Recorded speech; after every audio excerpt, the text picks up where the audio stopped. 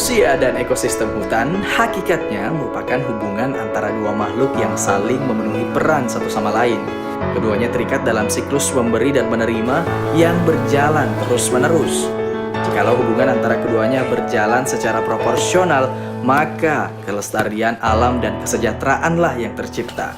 Hal ini tercermin dari masyarakat desa Matirotasi, daerah tersohor sebagai penghasil jambu mente di Sulawesi Selatan, di mana kualitas hasil buminya bisa bersaing hingga pasar mancanegara. Masyarakat yang bermukim di kawasan hutan produksi seluas 970 hektar ini tidak serta-merta menikmati buah manis jeripaya mereka. Predikat desa miskin pun pernah melekat pada masyarakat Matirotasi. Upaya masyarakat mendedikasikan dirinya pada hutan pada akhirnya menjadikan diri mereka sendiri sebagai bagian ekosistem hutan. Matirotasi merupakan desa administratif Kecamatan Wotangpulu, Kabupaten Sidrap. Berjarak 15 km dari ibu kota kabupaten, terletak di perbatasan Kota Madya Parepare. Seperti namanya, Matirotasi berarti menatap laut, menyajikan panorama dari dataran tinggi sehingga pandangan membentang luas memanjakan mata dengan laut kota Parepare yang terhampar hingga ke horizon, angin kencang, dan dataran berbukitnya kemudian dimanfaatkan sebagai sumber energi terbarukan dikenal sebagai PLTB pertama di Indonesia. Jika dibandingkan dengan belahan barat Kabupaten Sidrap yang terkenal dengan dataran sawah hijau yang menghampar, bentang alam desa Matirotasi yang terdiri atas hamparan padang rumput, berbukit-bukit, berbatu, dan gersang. Terlihat sangat kontras antara landscape kedua daerah yang masih dalam lingkup kabupaten penghasil beras ini. Bagaikan dua kutub berbeda, hamparan datar dan hijau dengan perbukitan berbatunan tandus. Meski demikian, dedikasi masyarakat terhadap lingkungannya dengan bantuan berbagai pihak mengubah ekosistem alam sekitar desa yang dahulu merupakan padang ilalang gersang menjadi bentang kawasan hutan. Jadi hutan kemasyarakatan awalnya dimulai sejak tahun 1999. Kemudian dilaksanakan oleh ada 3 lembaga pada saat itu, yakni ada pihak kontraktor, ada pihak LSM selaku pendamping yang mendampingi kelompok-kelompok tani hutan, mendorong, membina. Kemudian ada tim pengawasan pada saat itu dari LPPM Unhas. Untuk yang di Sidrap ini kurang lebih areanya sekitar 1000 hektar. Jadi berjalan sekitar 3 tahun karena di wilayah ini sekitar 20 tahun yang lalu itu 99 adalah padang ilalang. Jadi ada sekitar 1000 hektar hanya ditumbuh oleh rumputan. Dan itu setiap tahunnya pada musim kemarau bulan 8, 9, 10 pasti selalu terbakar karena daerah di sini adalah daerah peternakan sapi. Jadi dengan membakar rumputan tadi tumbuhlah rumput muda untuk makanan sapi. Akan tetapi dalam pengembangan kehutanan pada saat itu kendalanya lah di api karena habis ditanam pada saat musim kemarau kondisi air tidak ada, kemudian ada kebakaran akhirnya mati. Blok 1 ini adalah ada kelompok Sipatuo 2. Di sana pengembangan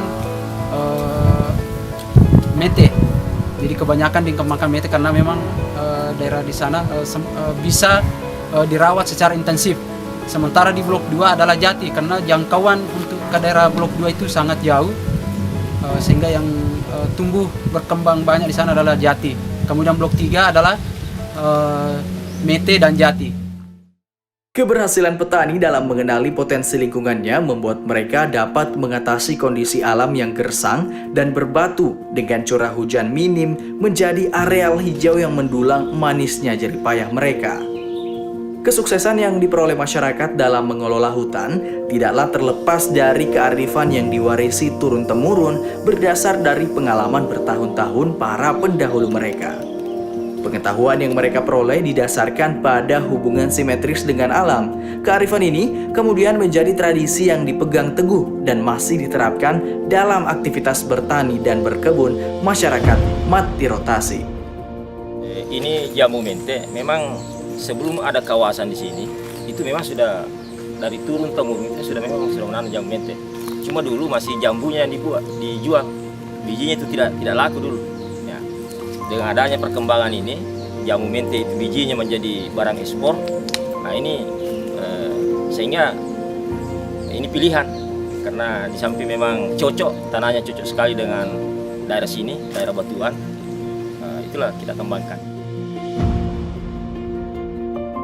Orang tua kami itu mengajarkan ke kami untuk mengelola tanah-tanah di kawasan hutan terutama di Kemiringan itu. Orang tua selalu mengajarkan bahwa setiap daerah Kemiringan harus dikasih batu untuk diatur supaya ada penyangga humus. Jadi ada tradisi yang turun-temurun dari orang tua kita dalam hal memilih bibit. Kita tidak berdasarkan dari fondasi pertanian, tapi dia berdasar dari ciri-ciri tersebut yang ada di buah, seperti ada dianggap betina, ada jantan, dan dia punya ciri-ciri khusus yang bisa menghasilkan lebih banyak. Jambu mente yang menjadi produk unggulan masyarakat mati rotasi tidak sepenuhnya bisa mereka andalkan untuk menutupi kebutuhan sehari-hari dikarenakan luas lahan terbatas serta jambu mente yang hanya bisa dipanen setahun sekali.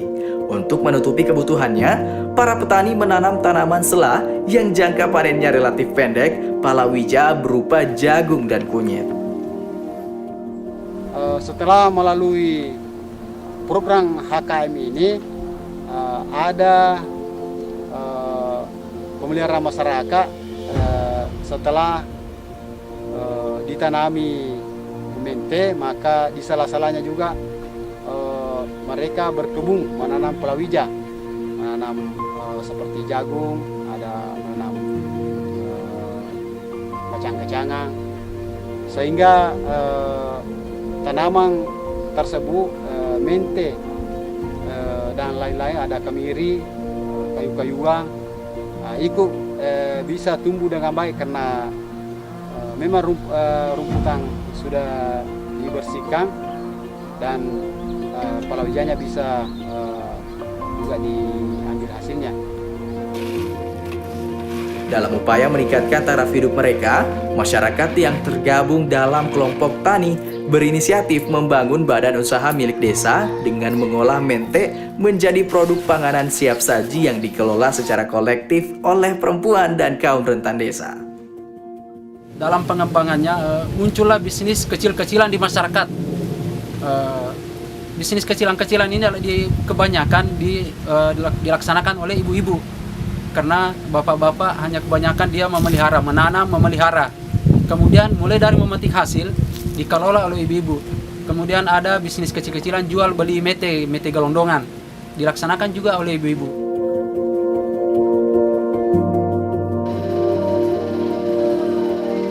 Ibu-ibu mulai memungut jambu mente pada ke gunung, terus dari gunung diangkut ke rumah, terus sampai di rumah dijemur, proses penjemuran selama 3 hari.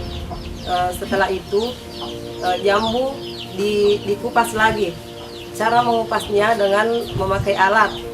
Setelah dikupas, kulit arinya dibuka, yang belah 2 dicuci terlebih dahulu, kemudian pakai itu mixer. Ada yang menggoreng, ada yang mencampur. Setelah itu dikeringkan pakai alat, kemudian dikemas. Kita ingin memberikan ciri khas, jadi kita mencoba buah mente dalam bentuk crispy, yang biasa dikenal di sini dengan nama mente Kentucky. Itulah yang sudah 3 tahun kita berjalan. Meskipun produksinya belum terlalu maksimal karena kita masih mempunyai keterbatasan terutama dalam hal pemasaran. Akan tetapi kita berupaya tetap mendorong ke depan ibu-ibu bagaimana bisa menciptakan ada pengelolaan lanjutan dari mente ini, sehingga nilai jualnya lebih baik, ada nilai tambah dari pengelolaan ini. Tidak hanya mente, petani juga mengembangkan kemiri yang merupakan komoditas andalan jauh sebelum mente menjadi komoditas pasar ekspor. Terdapat satu areal hutan yang masih bertahan dengan kemiri sebagai tanaman non-kayu utama. Letaknya di Desa Buahe, yang mana merupakan satu-satunya wilayah yang termasuk dalam lingkup skema hutan desa.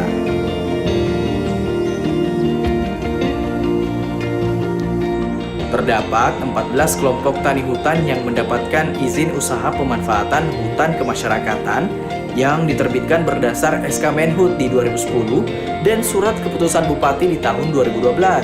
Meskipun pengelolaan hutan telah dilakukan oleh masyarakat sejak era 80-an dengan kebijakan pengelolaan berbeda di setiap periodenya. Wilayah pengelolaan masing-masing kelompok dibagi atas 3 blok di Desa Mati Rotasi, meliputi Pak Bereseng, Atakae, dan Tonrongi, berdasarkan tempat mukim mereka. Keluar SK-nya ini yang 14 kelompok ini, itulah yang memenuhi syarat sesuai dengan penilaian hasil evaluasi pada tahun 2011. Jadi mulai tahun 2012 itu, masyarakat mempunyai hak pengelolaan sampai 35 tahun ke depan dan dapat diperpanjang kalau memang menurut penilaian pihak kehutanan masyarakat tidak merusak, dalam arti hutan tetap lestari.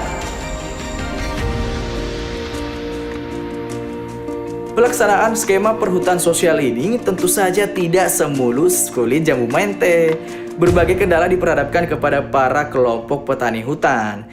Izin pemanfaatan yang belum dinikmati masyarakat di wilayah hutan secara merata serta belum adanya izin pemanfaatan kayu di masyarakat kawasan hutan menjadi penghambat bagi mereka untuk membuka lahan baru maupun menebang guna meremajakan pohon-pohon mente dan kemiri yang sudah tidak produktif. Kasus seperti ini lumrah ditemui pada masyarakat di Blok 2 dan 3 yang memang berada jauh di pedalaman hutan dengan akses jalan yang tidak memadai. Terlebih bagi masyarakat Atakae yang sama sekali tidak memiliki lahan untuk dikelola, ditambah pohon-pohon mente yang sudah tidak lagi berproduksi.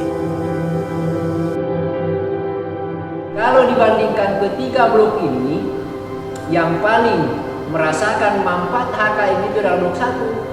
Karena kalau 2 kehutanan belum mempermasalahkan, tapi kalau kayu-kayuan harus ada regulasi dari pusat. Makanya itulah terbentuk dari regulasi itu.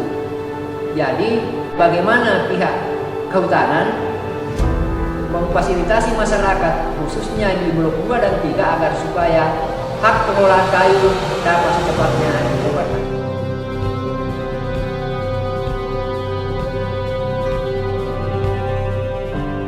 Jadi dimungkinkan mudah-mudahan hari-hari ke depan kegiatan kehutanan itu selalu dikombinasikan dengan kegiatan lain, baik pertaniannya, peternakannya, bahkan kalau perlu perikanannya.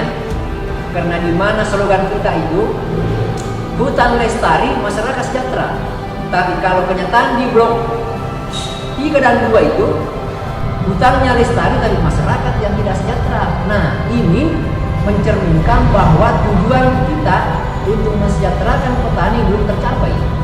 Nah, bagaimana ke depannya blok 2 dan 3 itu bisa dirancang supaya secepatnya ada regulasi supaya kayu bisa diambil, masyarakat bisa menanam lagi, untuk bagaimana supaya MPTS bisa dikembangkan terutama yang dekat pemukiman.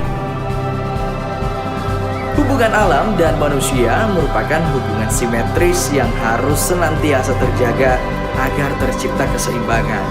Manusia haruslah memahami, mengenali, dan menjaga alam sekitarnya agar satu dari keduanya tidak menjadi beban bagi yang lainnya. Melalui penerapan skema perhutanan sosial, upaya kolaboratif para pihak harus menjadi pijakan utama. Masyarakat yang bermukim di pinggiran hutan sebagai subjek dalam pengelolaan ekosistem kawasan diharap bisa menggali, mengenali, dan mengembangkan potensi desanya dalam menjaga kelestarian hutan agar masyarakat sejahtera.